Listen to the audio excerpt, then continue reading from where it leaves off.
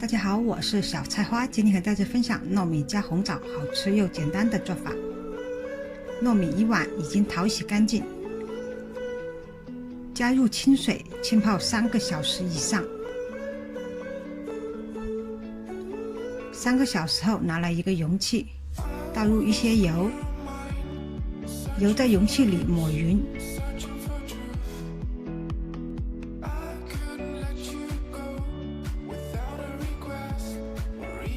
在抹了油的容器里，先放进红枣，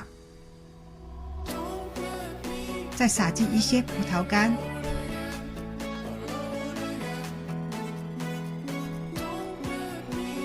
接着在红枣葡萄干上撒上一层薄薄的红糖，然后在红糖红枣上盖上一层泡好的糯米。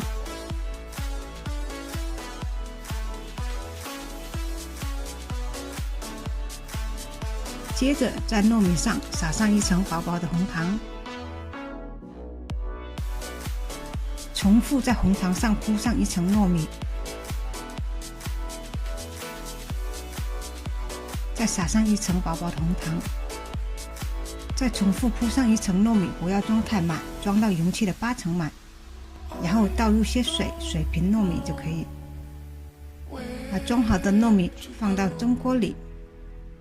水开后中火蒸40分钟，40分钟后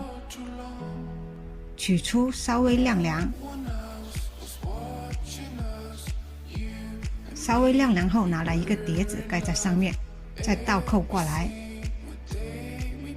拿起容器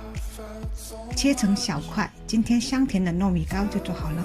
喜欢我的视频，欢迎转发、关注、点赞。